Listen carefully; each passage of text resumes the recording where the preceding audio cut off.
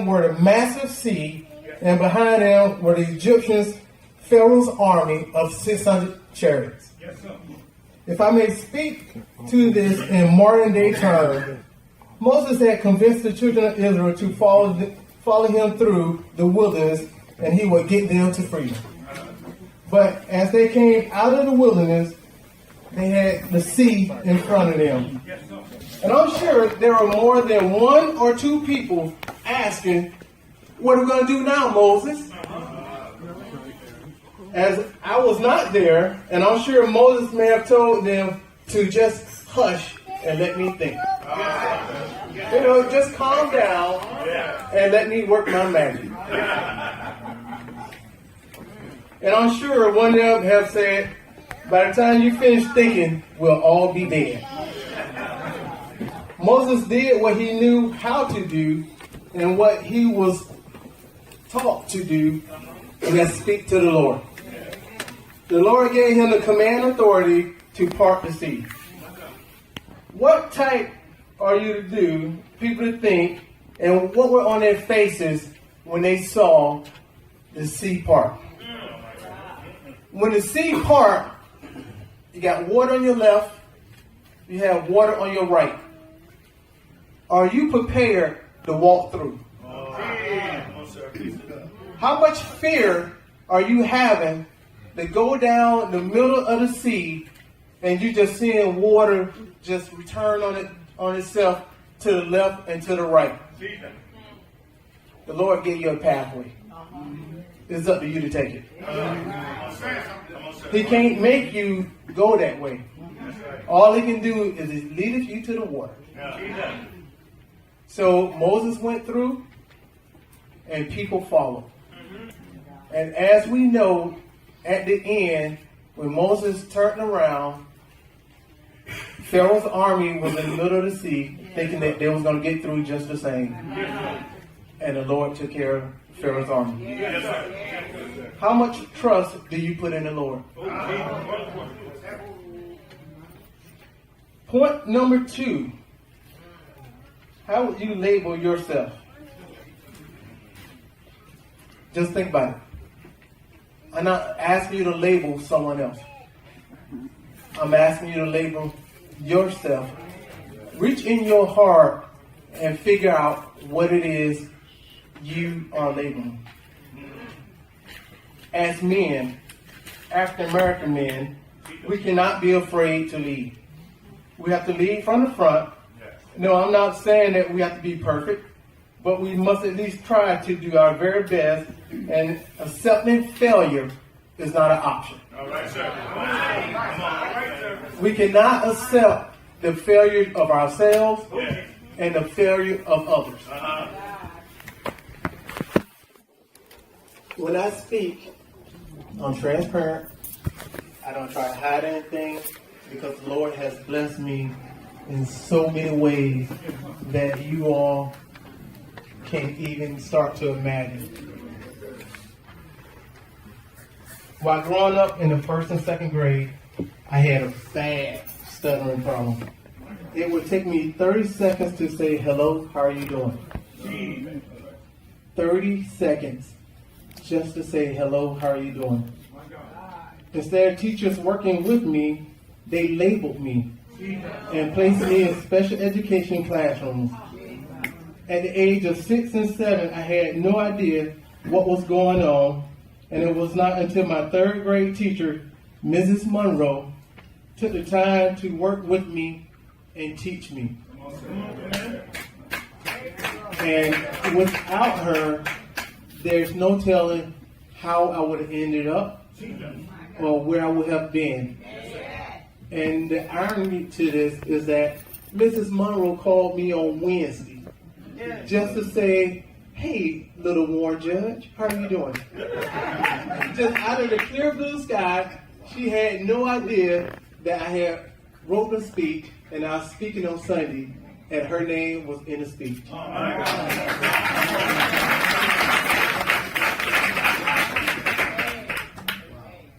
So I went to the University of Florida for 2 years, and I flunked out of college.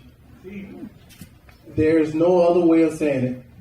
The hardest thing for me to do at that time was to tell my mom I flunked out of college and wasted her hard-earned money.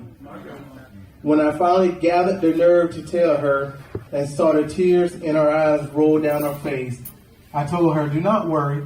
I go back to college after my suspension, and with each tear, I remembered history. For example, I remember when I was growing up and my mom and dad divorced, my mom did not have enough money to pay to have oil placed in the heater. Therefore, on cold nights, she would wrap me up in a blanket, take me to the kitchen, turn on the oven, and open the oven door so I could stay warm. This is my background. Everybody has their own story. But we don't know your story. People don't know my story. But people, hopefully they can see that I have been blessed in ways I could not have performed by my own. See, this is unconditional love that sometimes we cannot fathom today. Accepting responsibility and wanting to be like my older brother, I signed up to join the Coast Guard. However, little commander signed up for the Coast Guard without telling his mom. And I didn't tell her until the Sunday before I left to go to boot camp on Tuesday. And mom cried. She just cried. She was crying again. So once again, I see more tears. Because she did not want anything to happen to her baby. I'm a baby of 4. But for me to accept ownership, I had to make a move on my own. While in the Coast Guard, I had a mentor who trusted by the name of Captain John G. Witherspoon. He was from Lenore, North Carolina. He was an advocate for me going back to college to get my degree, and I transferred from Galveston, Texas to Coast Guard Air Station Elizabeth City in 1993. After I failed the officer aptitude rating test 4 times, I finally received a qualifying score. Then after passing the officer program, I had to apply for this officer's program 7 times. I couldn't get in. I couldn't get accepted. I was getting frustrated. I had to apply for the college program twice. Getting frustrated. Saying like, hey, I believe I'm doing everything the Coast Guard wants. But the Lord was trying to teach me patience. And you don't see that while you're going through the battle. Sometimes you just have to be patient and learn what the Lord is teaching you. I went on to go to college. I went to the City State University. I was in the Coast Guard. I was a husband. I was a father of 2 spoiled kids, and trust me, they're so rotten. But now they are 30 and 25. And so I praise them every day. I talk to them, and they want to come up, and they're going to come up and hang out with Dad for ECSU homecoming. So they're going to come up here. I pledged a fraternity with frat brother over there, Kappa Psi Fraternity Incorporated. Graduated with a 375 as I was more mature and I was more focused and determined. Upon graduating from ECSU, my mom and my siblings drove 12 hours from Tampa, and after I crossed the stage, I looked at my mom, and what do y'all think she was doing? She was crying. So she was crying. Malcolm X stated, we declare our right on this earth to be a human being, to be respected as human being, to be given the right of a human being in this society, on this earth, in this day, which we intend to bring into existence by any means necessary. Local elections are around the corner, and if we do not go out and vote, we have no one else to blame for the outcome but ourselves. We need to reach out to the communities and make sure everyone is registered and know the issues at hand. The final point What will you do with your blessings? What will you do with your blessings? When the Lord has a blessing in store for you, it is for you. Do not be surprised when He takes you through moments that may cause you to doubt not only Him, but to doubt yourself.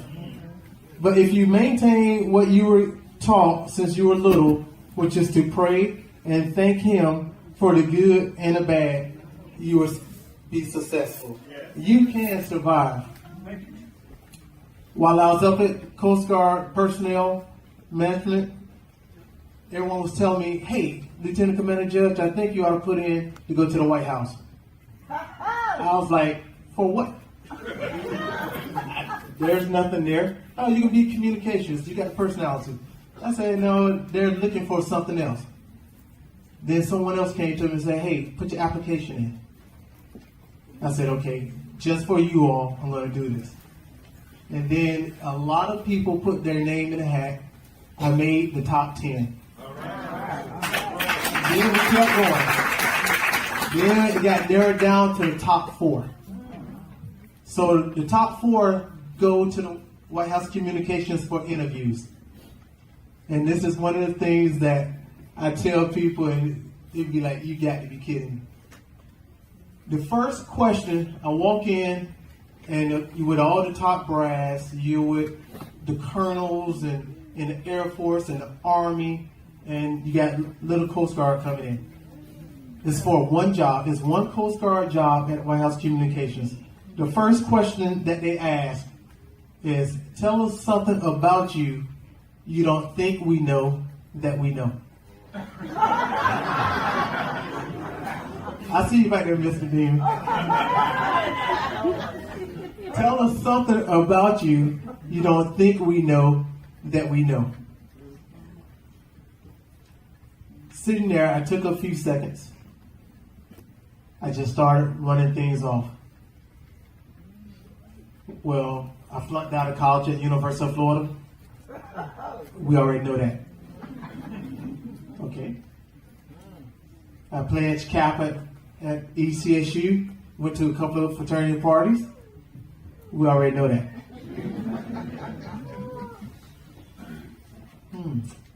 I went through a divorce. They said, we already know that, and you don't want to know what she said.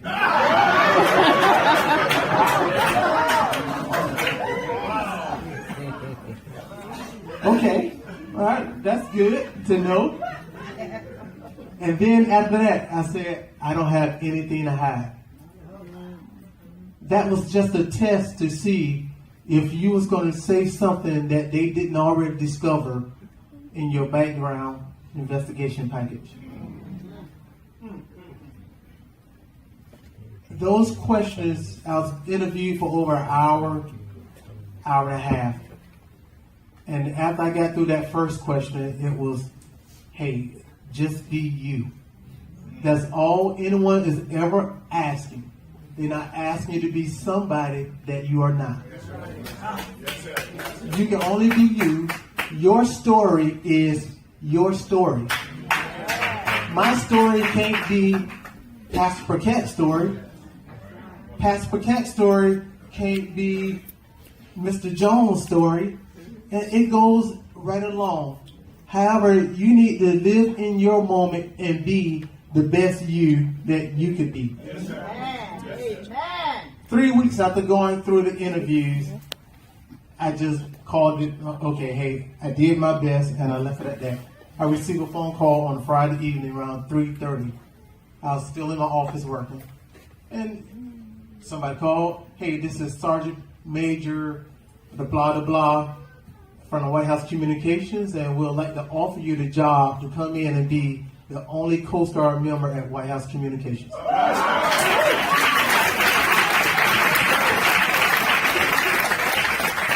It was a true blessing. So after, looking up to the Lord and giving him thanks, I told the young man, yes, I accept.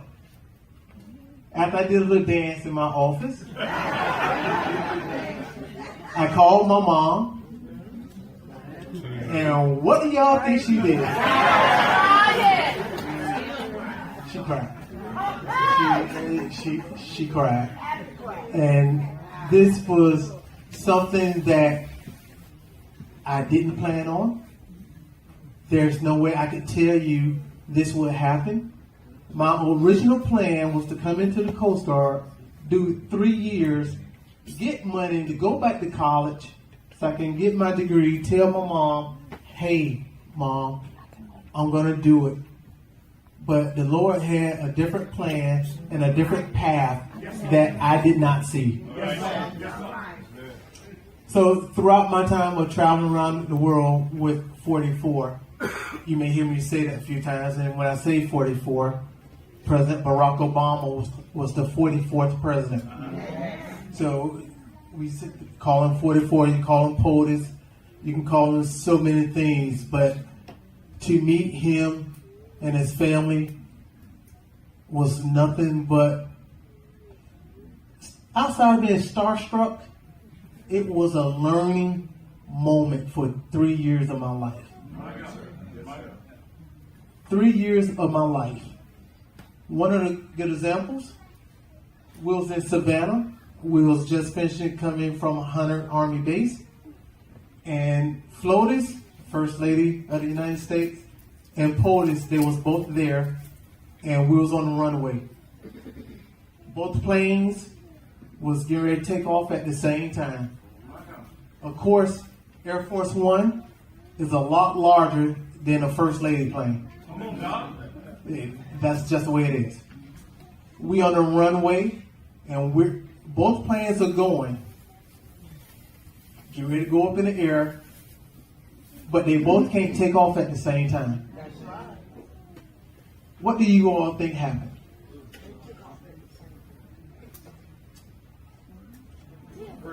Air Force One slowed down, so President Barack Obama would let his wife go first. The First Lady plane went, and we was right behind her. If that's not a powerful statement of how he treated his wife, and how he loved his wife, it was such a teachable moment. And you know what? I started to think, wow, if I had learned that while I was married, these type of things. But these are all building moments. These are all building moments. But my greatest moment of being at the White House throughout those 3 years is when I gave my mom the opportunity to meet and shake hands with the President of the United States. Because my mom has been there for me through thick and thin, through every battle. And my mom grew up, she's 77. She grew up in Jim Crow law. And she never thought that she would see an African American president. So for me to be in the position to allow her to meet the President of the United States, Barack Obama, not only did I do that for my mom, wherever we travel, if I had family and or friends, I can honestly say all my aunties and my uncles that are living had the unique opportunity to meet the president.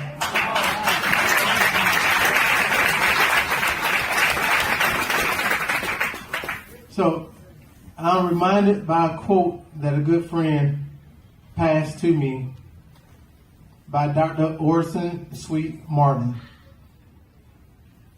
Success is not measured by what you accomplish, but by the opposition you have encountered and the courage by which you have maintained the struggle against overwhelming odds.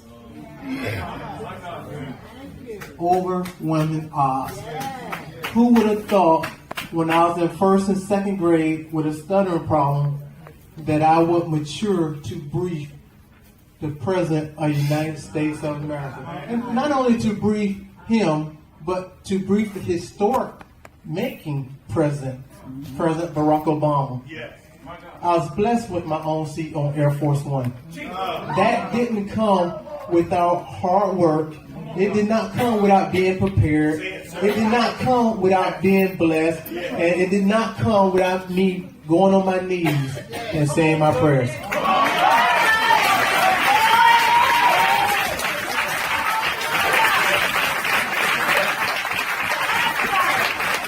So, in closing, the three things that have sustained me in my life are my faith in God, accepting ownership and responsibilities for all my actions, and my promise to my mother. Never stop believing in neither God nor yourself. Once again, thank you for allowing me to address you this afternoon on Men's Day. Without the tears and prayers of my mom, my family, and my friends, I have no idea where I would be today. Since we know there ain't no stopping us now, I would leave you with a quote from my previous boss, President Barack Obama. Change will not come if we want some other person or some other time. We are the ones we've been waiting for. We are the change that we seek. Have a good afternoon, and God bless.